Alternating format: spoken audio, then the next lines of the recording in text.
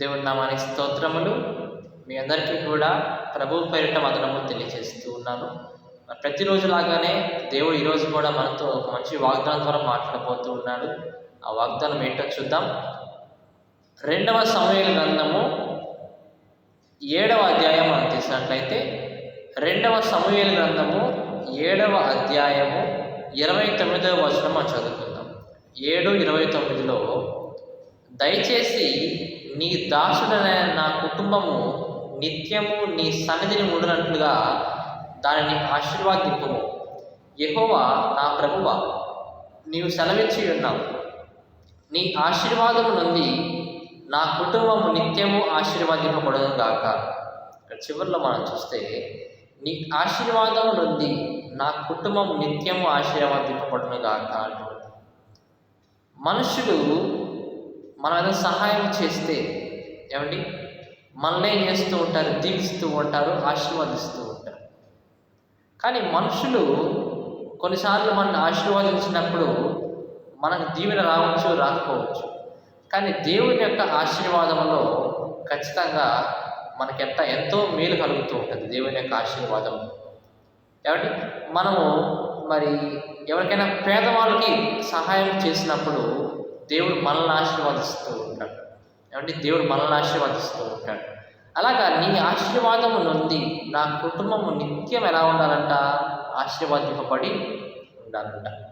మన జీవితము మరి కొంత సమయాలు వచ్చినప్పుడు, కొన్ని సమయాలు వచ్చినప్పుడు ఎంత దీనస్థితికి, కృంగిపోయినటువంటి స్థితికి మన కుటుంబాలు వెళ్ళిపోతూ ఉంటాయంటే కొన్నిసార్లు మన తప్పుల వల్ల కావచ్చు, మనం చేసే పాపముల వల్ల కావచ్చు, మనం దేవుని యొక్క సంఘానికి వెళ్లకుండా ఇంట్లోనే ఉంటూ కాలక్షేపం చేస్తూ ఉండవచ్చు. అటువంటి సమయాల్లో దేవుని యొక్క ఆశీర్వాదం మనం పొందుకోలేమండి. దేవుని యొక్క ఆశీర్వాదం మనం చూడలేము, మన కళ్ళారా మనం చూడలేము. అప్పుడు మన కుటుంబానికి ఎటు పక్క నుంచి ఆశీర్వాదం వస్తూ ఉంటుంది. మనలో ఉండే తప్పును ఒప్పుకొని, పాపను ఒప్పుకొని దేవుని యొక్క ప్రార్థిస్తేనే అప్పుడు దేవుని యొక్క ఆశీర్వాదం మనకి వస్తూ ఉంటుంది. పైన ఇదే వచనము పైన కొంత చూస్తే దయచేసి నీ దాసుడైన నా కుటుంబము నిత్యము నీ సన్నిధిలో ఉన్నట్లుగా ఆశీర్వదించేయాలి. మరి సంఘానికి చూస్తే కుటుంబానికి ఒకరు వస్తూ ఉంటారు, మిగతా నలుగురు ఏం చేస్తూ ఉంటారు? ఇంటికాడే ఉంటూ ఉంటారు. అండి ఒక్కళ్ళు వస్తూ ఉంటారు. పరలోక రాజ్యమునకు మీరు మారుమనసు పొందుకొని ఆ ఒక్కళ్ళు బాప్తిసం తీసుకొని పరలోక రాజ్యానికి ఆ ఒక్కళ్ళు వెళ్తే మీరు సంతోషిస్తూ ఉంటారా? మీ కుటుంబం రాకుండా, మీ పిల్లలు రాకుండా, మీ భర్త రాకుండా, మీ భార్య రాకుండా ఏమండి దేవుని యొక్క పరలోక రాజ్యానికి మీరు ఒక్కళ్ళే వెళ్తే కనుక మీరు పరలోక రాజ్యంలో ఉండి మీరు సంతోషిస్తూ ఉంటారా? లేదు, చాలా బాధపడుతూ ఉంటారు. అయ్యో నా కుటుంబాన్ని నేను కాపాడుకోలేకపోయానే. కాబట్టి ఉన్న సమయంలో, ఈ సమయంలోనే దేవుని యొక్క రాకడ ఇంకా కొద్ది సమయం ఉంది కాబట్టి ఏమండి మరి మీ కుటుంబం కొరకు, మీ కుటుంబం అందరూ కూడా దేవుని యొక్క సంగమునకు వచ్చి వాళ్ళు దేవుణ్ణి పూజించుకునేలాగా, దేవుణ్ణి ఆరాధించే వారిలాగా ఉండాలి అని మీరు ప్రార్థన చేయటం మొదలు పెట్టండి. ఒక్కళ్ళ ప్రార్థన ఆ కుటుంబాన్ని మార్చగలదా అని ఏమంటే అందరికీ సందేహం వస్తూ ఉంటుంది, ఆలోచన వస్తూ ఉంటుంది. నా ఒక్కళ్ళ ప్రార్థన ఇంతమందిని మార్చగలదా అని. మోషే మనం చూస్తే ఎర్ర సముద్రం వచ్చినప్పుడు మోషే ఒక్కడే ప్రార్థన చేసి అనేక మందిని ఆ ఎర్ర సముద్రం చీలిపోయిన తర్వాత అనేక మందిని నడిపించాడు ఆ యొక్క మార్గంలోకి. ప్రార్థన చేస్తే ఎంతమంది? ఒక్కడే ప్రార్థన చేశాడు. ఎవరు? మోషే ఒక్కడే. ప్రభువా ఇది వచ్చిందయ్యా, మేమేం చేయాలి అని ప్రార్థన చేసినప్పుడు దేవుడు అతనికి చెప్పాడు, ఇలా ఎర్ర సముద్రాన్ని చీల్చి పాయలు చేయి, దాని మధ్యలోంచి మీరు వెళ్ళండి అండి. అలాగే నువ్వు కూడా ప్రార్థన చేయి, ప్రభువా మా కుటుంబము సరిగ్గా ఉండటం లేదు, ఆయన సంఘంలో రావటం లేదు, నీలో వాళ్ళు ఉండటం లేదు, నీ యొక్క గొప్ప కార్యాన్ని వాళ్ళు తెలుసుకోవాలి, వారి యొక్క మనసు మార్చు నాయన, వారిని నువ్వు దర్శించయ్యా. మరలా మనము వాళ్ళని కొట్టు ప్రభువా, తిట్టు ప్రభువా అని మనం ప్రార్థన చేయకూడదు. ఎందుకంటే మన కుటుంబీకులు కాబట్టి దేవుడు కొడితే వాళ్ళు బ్రతికి ఉంటారా? ఏమని చెప్పండి. దేవుడు కొడితే ఏ మనుషుడు ఆయన బ్రతికి ఉంటాడా? లేదు, చనిపోతారు. కాబట్టి కొట్టొద్దు ప్రభువా, కానీ నువ్వు దర్శించయ్యా, వాళ్ళని దర్శించు ప్రభువా. మరి అబ్రహాం ప్రార్థన చేశాడు, లోతు యొక్క కుటుంబం గురించి అబ్రహాం ప్రార్థన చేశాడు, ప్రభువా ఎట్లయినా కాపాడు ఆయన. అంతేగాని ఆ లోతు కుటుంబాన్ని మాత్రము నువ్వు ఆ యొక్క అగ్నిలో నువ్వు కాల్చివేయి, మాకు ఆ పట్టణము నాశనం చేయటంలో వారు చనిపోకూడదు ప్రభువా అని అబ్రహాం ఎంతో విశ్వాసంతో వారి కొరకు ప్రార్థన చేశాడండి. ఆ అబ్రహాం యొక్క ప్రార్థన, ఒక్క ప్రార్థన ఆ లోతు కుటుంబాన్ని కాపాడినట్లుగా మనం చూస్తూ ఉన్నాం కదండి. కాబట్టి నువ్వు చేసే ప్రార్థనకి ఎంతో బలం ఉందండి, ప్రార్థనకి ఎంతో బలం ఉంది.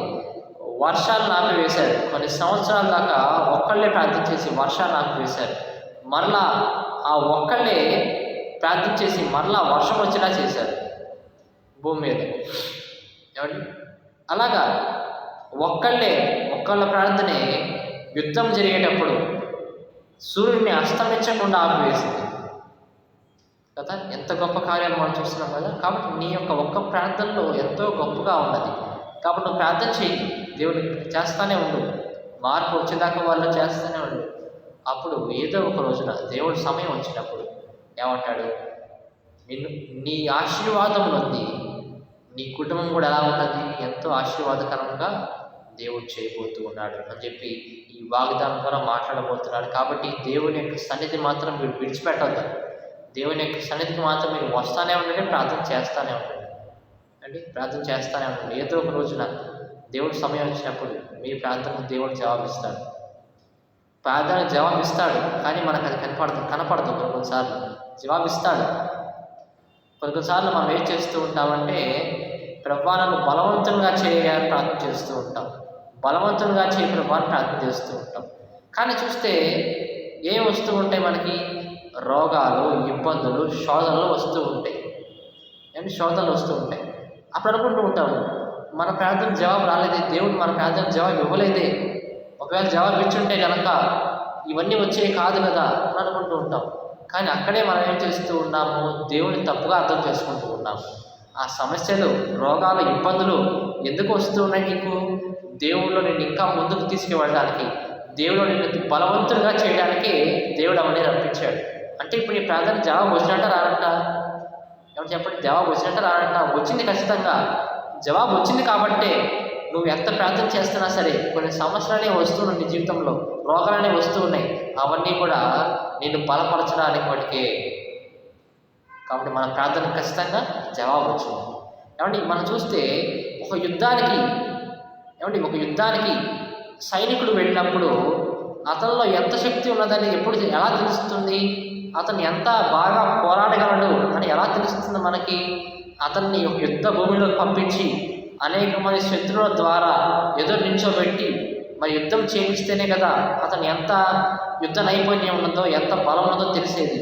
అలాగే ప్రియా దేవుని బిడ్డలారా, మనం కూడా అటువంటి శోధనలో, రోగాల్లో ప్రవేశిస్తేనే మనకి దేవుడి